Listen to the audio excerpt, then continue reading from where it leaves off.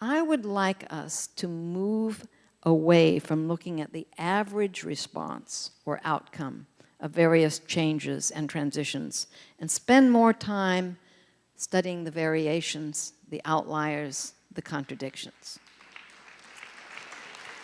Wow, okay, thanks.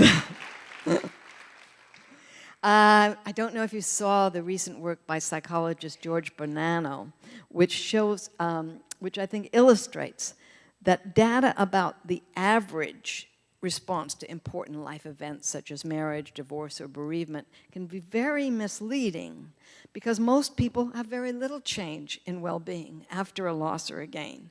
So when a small subset has a dramatic change for better or worse, this creates an average outcome that does not reflect the experience of most people.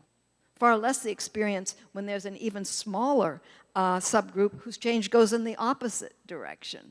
Best example I can think of is their work on people's reaction to losing a spouse. They found that only 20% of the people who lost a spouse showed the average pattern of grieving, a sharp dip and a gradual return to pre-loss levels of life satisfaction. The majority of grievers, 60% of them, had stable life levels of life satisfaction before and after the loss.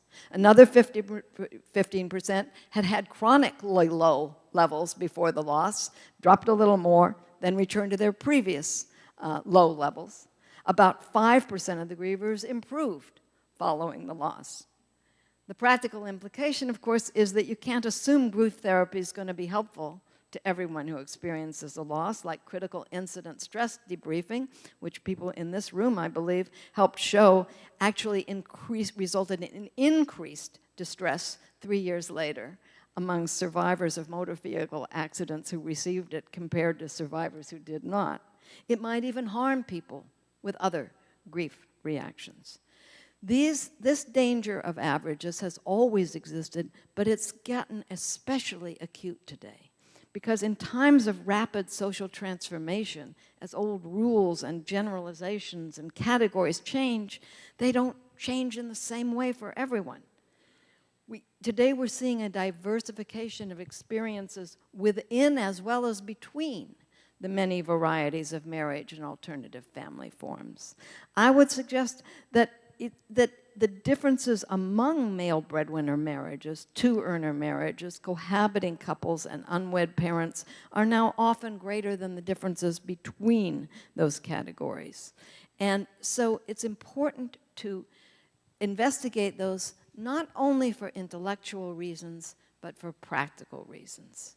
Because if this ongoing revolution in family and gender arrangements is largely irreversible, if it is going to continue, then we have to recognize divorced families, single-parent families, married couple families are all here to stay.